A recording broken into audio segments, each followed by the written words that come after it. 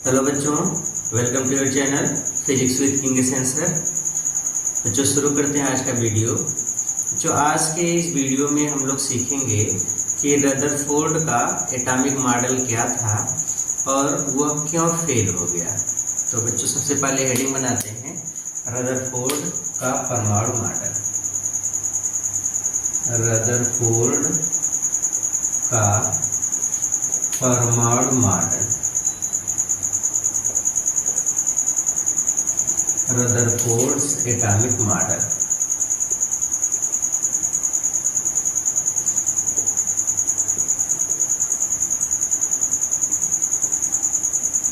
बच्चों ये कहानी उस टाइम की है जब ये खोज चल रही थी कि लाइट कहाँ से आती है। जैसे हम लोग ये जानने की कोशिश कर रहे थे कि किसी भी पदार्थ से प्रकाश उत्सर्जित हो रहा है। फॉर एग्जांपल जैसे बल्ब से लाइट निकल रही है, तो बल्ब के अंदर कहाँ से निकल रही है, पता चला एक तार से। तार के अंदर कहाँ से निकल रही है, हम वो स्मॉलेस्ट, वो सबसे छोटे से छोटे भाग की खोज करना चाहते थे जो सोर्स ऑफ लाइट है, जहाँ से लाइट निकल रही है। इसी की खोज में हम लोग इसी खोज को बोलते हैं ओरिजिन ऑफ स्पेक्ट्रम कहाँ है। स्पेक्ट्रम के बारे में भी आपको पता है कि स्पेक्ट्रम दो तरीके के होते हैं, रेखीय स्पेक्ट्रम, सतत स्पेक्ट्रम, ये सारी चीज़ें। तो हम लोग ये खोज रहे थे कि ओरिजिन ऑफ स्पेक्ट्रम एक्चुअल में है कहाँ, जहाँ से लाइट निकलती है। तो ये सारी खोजें चल रही थी। उसमें अलग अलग साइंटिस्ट आए, अलग अलग चीज़ों को बताए कि किसी पदार्थ को तोड़ते जाओ, सबसे छोटा पार्ट होगा वो एटम होगा। जैसा कि डाल्टन ने बताया था कि सबसे छोटा पार्ट एटम है। एटम को हम और ज़्यादा छोटा नहीं कर सकते, ये उन्होंने बताया। फिर उनसे पूछा गया कि लाइट कहाँ से निकलती है, तो उन्होंने बताया कि एनटीपी पर वो नेचुरल फ्रीक्वेंसी से ऑसिलेट करेंगे, कुछ एनर्जी निकालेंगे। फिर उनका भी एटॉमिक मॉडल फेल हो गया। थॉमसन आए, उनका भी वो भी एटॉमिक मॉडल बताया, तरबूज मॉडल, वो भी फेल हो गया। रदरफोर्ड ने एक एक्सपेरिमेंट किया जिसको हम लोग अल्फा कणों के प्रकीर्णन का प्रयोग कहते हैं। काफ़ी सक्सेसफुल ये एक्सपेरिमेंट रहा, जिससे उन्होंने अलग अलग चीज़ों के बारे में बताया कि एटम जो सोचना था डाल्टन का वो सही नहीं है, एटम को विभाजित किया जा सकता है।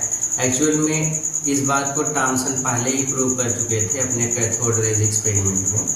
वो तो खाली जो थॉमसन ने बताया था कि हर जगह पूरे एटम के अंदर धनावेशित भाग एक समान रूप से फैला है, और जो इलेक्ट्रॉन ऋणावेशित भाग है वो जगह जगह तरबूज के बीज की तरीके से धंसे हुए थे। ये उन्होंने थॉमसन ने बताया था। तो वो उसी चीज़ को प्रूव किए अपने एक्सपेरिमेंट के द्वारा।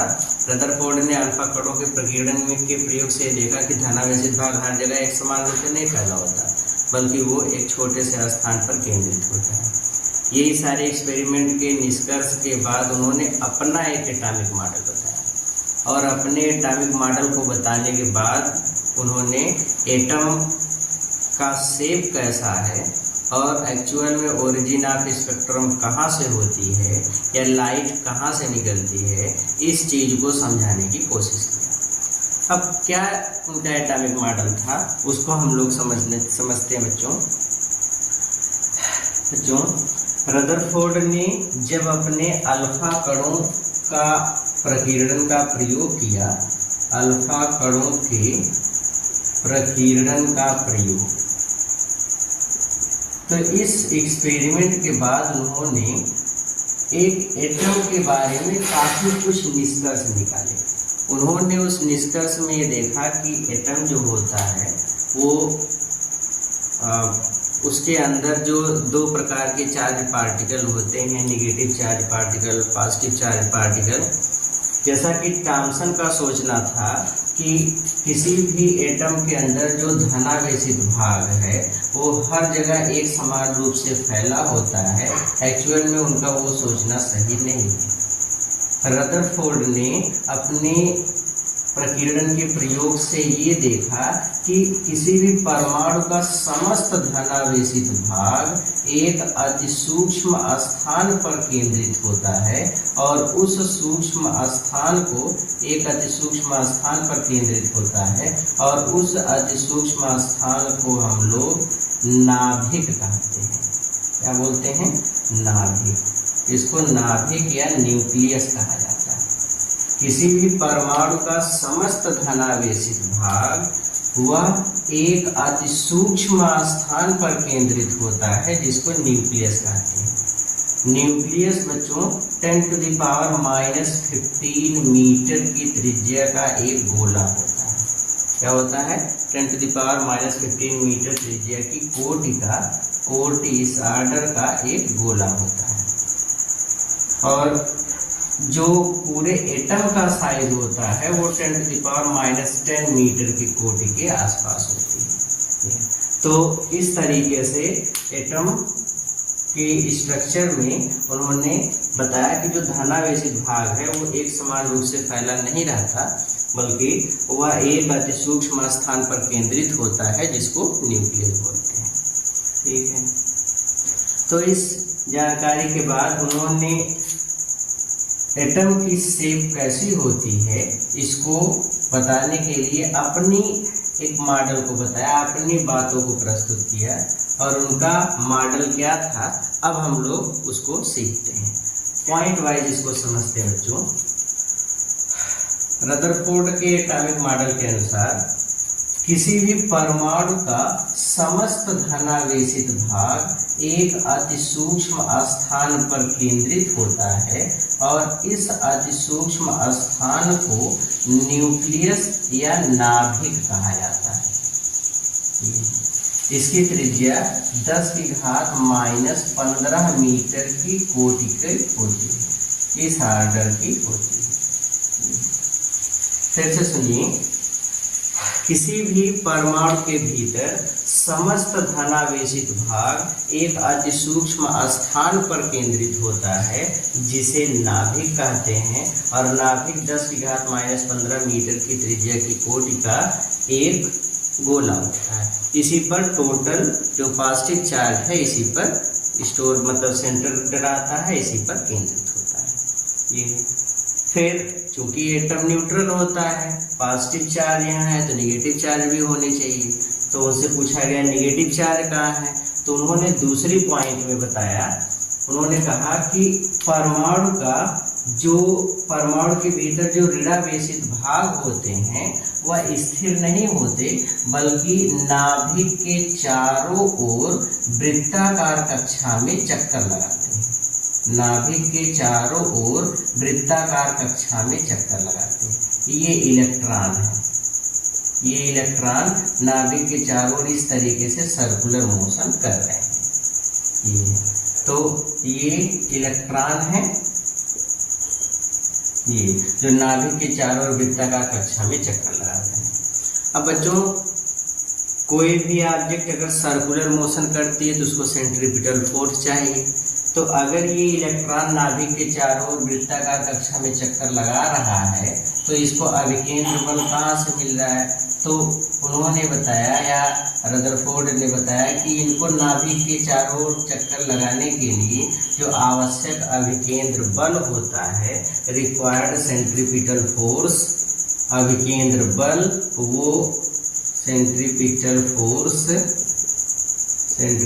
फोर्स ये नाभिक और इलेक्ट्रॉन के बीच लगने वाले स्थिर वैद्युत आकर्षण बल से प्राप्त होता है, इलेक्ट्रोस्टैटिक फोर्स से प्राप्त होता है।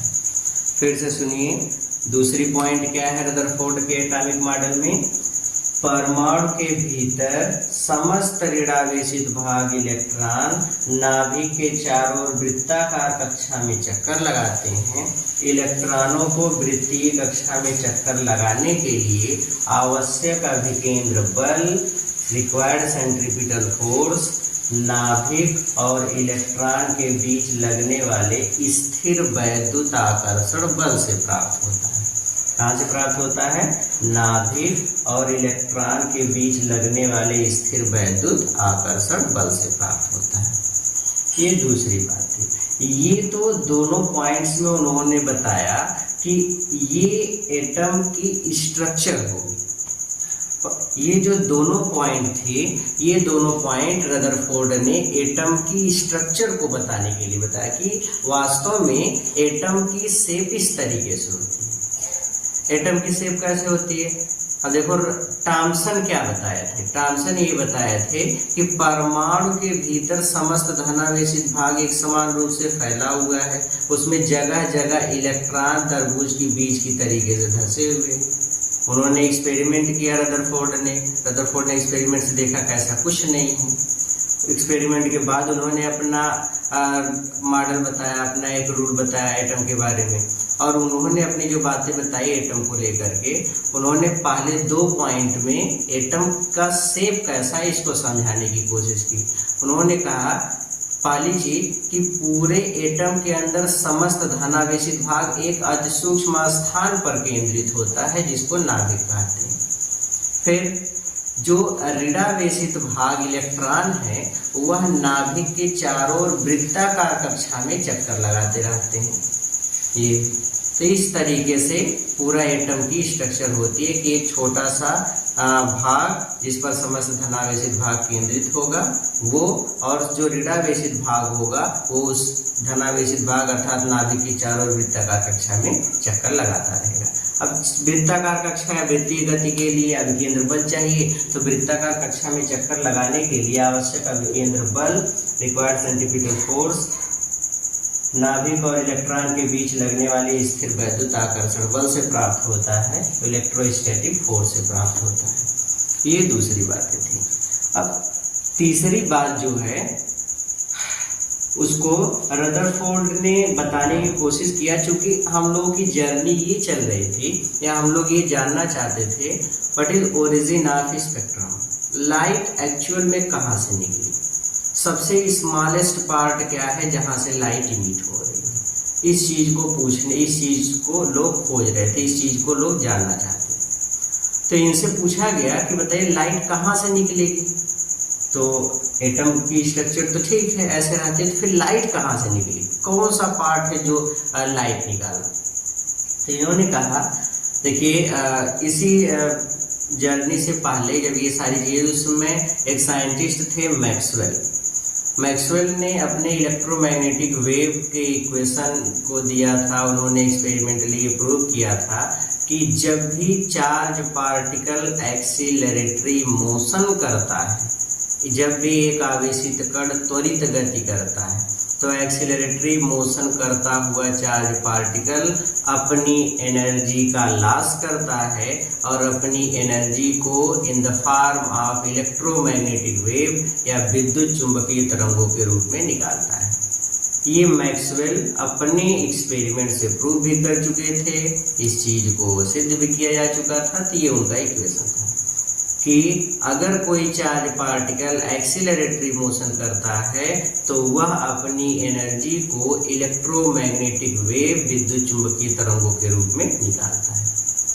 इनसे पूछा गया कि लाइट कहाँ से निकलती है, तो इन्होंने कहा कि देखिए, जब ये इलेक्ट्रॉन नाभिक के चारों ओर चक्कर लगाते हैं तो अगर कोई पार्टिकल है, अगर वो सर्कुलर मोशन कर रहा है तो सर्कुलर मोशन करते समय हमेशा इसके सेंटर की तरफ एक त्वरण काम करता है, एक एक्सीलरेशन काम करता है, और इस एक्सीलरेशन को ही हम लोग अभिकेंद्र त्वरण कहते हैं।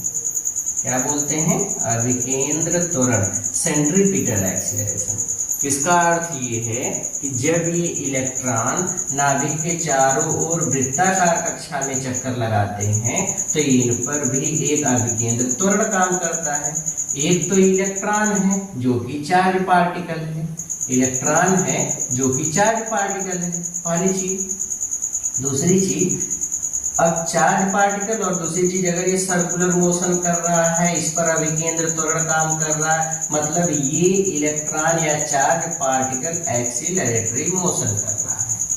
क्या कर रहा है? एक्सीलरेटरी मोशन कर रहा है। तो फिर से वही मैक्सवेल का नियम यहाँ पे लग गया कि अगर चार्ज पार्टिकल त्वरित गति करेगा तो अपनी एनर्जी को विद्युत चुंबकीय तरंगों के रूप में निकालेगा। तो यहाँ पे अगर इलेक्ट्रॉन नाभिक के चारों ओर वृत्ताकार कक्षा में चक्कर लगाता है तो इसमें अभिकेंद्र त्वरण काम करेगा, वह अपनी ऊर्जा को विद्युत चुंबकीय तरंगों के रूप में निकालता है। ओके बच्चों, तो रदरफोर्ड ने अपने एटॉमिक मॉडल में ये बताया कि जब इनसे पूछा गया कि लाइट कहाँ से निकलती है, उन्होंने कहा कि जब इलेक्ट्रॉन नाभिक के चारों ओर वृत्ताकार कक्षा में चक्कर लगाते हैं तो उस पर एक अभिकेंद्र त्वरण काम करता है, मतलब आवेशित कण त्वरित गति करते हैं। त्वरित गति करता हुआ कोई भी आवेशित कण अपनी ऊर्जा का उत्सर्जन विद्युत चुंबकीय तरंगों के रूप में करता है, तो यहाँ से लाइट निकलती है। तो उन्होंने कहा ठीक है, लेकिन इस बात को जो उन्होंने बताया इसमें कई कंट्रोवर्सी भी आई, कई बातों को लोग नहीं समझ पाए। जैसे अब क्या क्या कमियां थी। अच्छा बच्चों, कमियां रदरफोर्ड का एटॉमिक मॉडल क्यों फेल हो गया, इसको बताने से पहले आप रदरफोर्ड के एटॉमिक मॉडल को एक बार फिर से मैं बता रहा हूँ, इसको खूब अच्छे से फिर से समझिए। रदरफोर्ड के एटॉमिक मॉडल में 3 पॉइंट। रदरफोर्ड का परमाणु मॉडल क्या है, तो आंसर है रदरफोर्ड के परमाणु मॉडल के अनुसार किसी परमाणु का समस्त धनावेशित भाग एक अति सूक्ष्म स्थान पर केंद्रित होता है जिसे नाभिक कहते हैं। दूसरा, परमाणु के भीतर जो ऋणावेशित भाग होता है वह नाभिक के चारों ओर वृत्ताकार कक्षा में चक्कर लगाते रहते हैं और इन्हें वृत्ताकार कक्षा में घूमने के लिए आवश्यक अभिकेंद्र बल नाभिक और इलेक्ट्रॉन के बीच लगने वाले वैद्युत आकर्षण बल से प्राप्त होता है। तीसरा, ये वृत्ताकार कक्षा में चक्कर लगाते हुए नाभिक जो कि अभिकेंद्र त्वरण रखते हैं या त्वरित गति करते हैं, ये अपनी ऊर्जा का उत्सर्जन विद्युत चुंबकीय तरंगों के रूप में करते हैं, मतलब यहाँ से लाइट निकलती है। ठीक है लोग, ये एटॉमिक मॉडल समझे। अब रदरफोर्ड का एटॉमिक मॉडल फेल क्यों हो गया, अब इसको हम लोग समझते हैं। रदरफोर्ड के एटॉमिक मॉडल में क्या क्या कमियां आई। जो कमियों में 2 कमी सबसे ज्यादा इंपॉर्टेंट थी। पहला, स्टेबिलिटी ऑफ एटम, परमाणु का अस्थायित्व। परमाणु का अस्थायित्व, स्टेबिलिटी ऑफ एटम क्या है बच्चों, जब रदरफोर्ड ने बताया कि लाइट निकलती कहाँ से है तो उन्होंने कहा था कि इलेक्ट्रॉन जो नाभिक के चारों वृत्ताकार कक्षा में चक्कर लगा रहे हैं ये सेंट्रीपिटल एक्सीलरेशन रखते हैं, अभिकेंद्र त्वरण रखते हैं, मतलब त्वरित गति करते हैं और अपनी ऊर्जा को निकालते हैं। बच्चों, अगर कोई भी पार्टिकल है, अगर वो पार्टिकल सर्कुलर मोशन कर रहा है तो उसकी एनर्जी रेडियस के साथ डायरेक्टली प्रोपोर्शनेट होती है। अगर एनर्जी ज़्यादा है तो रेडियस बड़ी होगी, जैसे जैसे एनर्जी निकालता जाएगा वैसे वैसे इसकी रेडियस भी कम होती चली जाएगी।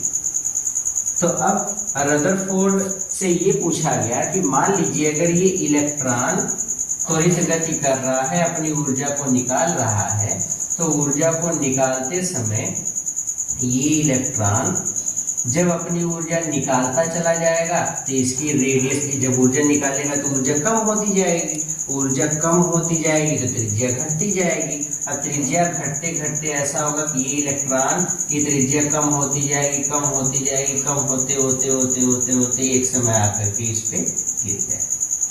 और जैसे ही न्यूक्लियस पे गिरा, पॉजिटिव और नेगेटिव चार्ज, मतलब न्यूक्लियस जो धनावेशित है, इलेक्ट्रॉन जो ऋणावेशित है, इनके मिलने से युग्म विनाश जैसी स्थितियां उत्पन्न हो सकती हैं। मतलब ऐसा हो सकता है विस्फोट हो जाए और इस परमाणु का अस्थायित्व ही खत्म हो जाए। मतलब नेगेटिव और पॉजिटिव चार्ज मिले एक दूसरे का विनाश कर दिए, तो ऐसा हो सकता है, मतलब परमाणु का अस्थायित्व ही खत्म हो जाएगा। जब दोनों मिल गए, टकराए, दोनों एक दूसरे का विनाश कर दिए, मास एनर्जी में कन्वर्ट हो गया, तो एटम जो था एटम रहा ही नहीं। अब पूछा गया कि ऐसा एक्चुअल में तो नहीं होता, हम तो नहीं देखते कहीं विस्फोट हो रहा है, तो ऐसा क्यों नहीं होता? इस चीज को जब रदरफोर्ड से पूछा गया तो रदरफोर्ड इसका कोई जवाब नहीं दे पाए। फिर से सुनिए, रदरफोर्ड के एटॉमिक मॉडल में क्या क्या कमियां थी। पहली कमी कि ये परमाणु के अस्थायित्व को नहीं समझा पाए। उनसे पूछा गया कि जब परमाणु के भीतर अगर इलेक्ट्रॉन त्वरित गति कर रहा है तो त्वरित गति करता हुआ इलेक्ट्रॉन अपनी ऊर्जा का उत्सर्जन करेगा। ऊर्जा चूंकि रेडियस के डायरेक्टली प्रोपोर्शनेट होती है, जैसे जैसे ऊर्जा निकलती जाएगी, ऊर्जा कम होती जाएगी, फलस्वरूप त्रिज्या भी कम होती चली जाएगी। तो इलेक्ट्रॉन की रेडियस कम होती जाएगी, चक्कर लगाते लगाते लगाते लगाते एक समय ऐसा आएगा कि नाभिक पे गिर जाएगा, और जैसे नाभिक पर गिरा ये वो विनाश जैसी स्थितियां हो जाएंगी, और उस स्थिति में परमाणु का विस्फोट, मतलब विस्फोट हो जाएगा, इसका अस्तित्व खत्म हो जाएगा। तो परमाणु का अस्तित्व खत्म हो जाएगा, जबकि एक्चुअल में ऐसा नहीं होता। क्यों नहीं होता? इस चीज को जब पूछा गया रदरफोर्ड से तो वो इसके बारे में कुछ नहीं बता पाए। तो ये पहला रीजन बना जिसकी वजह से रदरफोर्ड का एटॉमिक मॉडल फेल हुआ। लोगों ने माना कि अच्छा चलिए ठीक है, मान लेते हैं किसी वजह से इलेक्ट्रॉन नहीं गिरता होगा।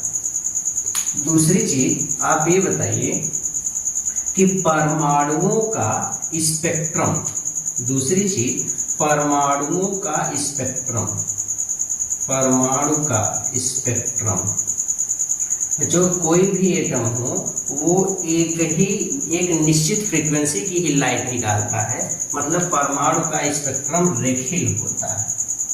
कैसा होता है? रेखीय। रदरफोर्ड के परमाणु मॉडल के अनुसार अगर इलेक्ट्रॉन त्वरित गति कर रहा है तो रेडियस उसकी धीरे धीरे कम हो रही, एनर्जी धीरे धीरे निकाल रहा है, तो सभी प्रकार की आवृत्ति अथवा सभी प्रकार की तरंग दैर्ध्य को उत्सर्जित करेगा। ऐसा स्पेक्ट्रम जिसमें सभी प्रकार की तरंग दैर्ध्य उपस्थित होती है, उस स्पेक्ट्रम को हम लोग सतत स्पेक्ट्रम कहते हैं। क्या बोलते हैं? सतत स्पेक्ट्रम। तो वो सतत स्पेक्ट्रम कहलाएगा। लेकिन यहाँ पे हम देख रहे हैं परमाणुओं का स्पेक्ट्रम तो रेखीय होता है।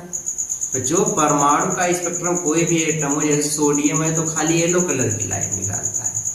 तो अब येलो कलर की लाइट निकालता मतलब उसमें एक ही वेवलेंथ है, एक ही प्रकार की फ्रीक्वेंसी है। तो यहाँ पे हम देखेंगे कि अगर एनर्जी धीरे धीरे निकाल रहा है तो सभी प्रकार की एनर्जी को निकालेगा, तो सभी प्रकार की तरंगों को भी उत्सर्जित करेगा, सभी तरंग दैर्ध्य को उत्सर्जित करेगा। तो सभी तरंग दैर्ध्य को उत्सर्जित करेगा तो स्पेक्ट्रम तो सतत हो गया। सतत स्पेक्ट्रम ऐसा स्पेक्ट्रम होता है जिसमें सभी प्रकार की तरंग दैर्ध्य शामिल होती है। लेकिन परमाणु का स्पेक्ट्रम रेखीय होता है। तो कोई भी एटम, जैसे हम मान लें कि एक बल्ब अगर लाल रंग का प्रकाश निकाल रहा है तो खाली लाल रंग का ही क्यों निकालता है और बाकी कोई कलर क्यों नहीं? और आपके नियम के अनुसार, रदरफोर्ड के मॉडल के अनुसार एनर्जी धीरे धीरे कम होगी तो सभी रंग का प्रकाश निकलेगा। मतलब एक बल्ब से लाल, पीला, हरा, नीला सब प्रकाश को निकालना चाहिए। इलेक्ट्रोमैग्नेटिक वेव में जितनी वेव्स होती है सबको निकालना चाहिए, जबकि एक्चुअल में ऐसा नहीं होता, एक कलर की लाइट निकलता है। तो ऐसा क्यों होगा? परमाणु का स्पेक्ट्रम रेखीय होता है, लेकिन इस सिद्धांत के अनुसार सतत मिलेगा।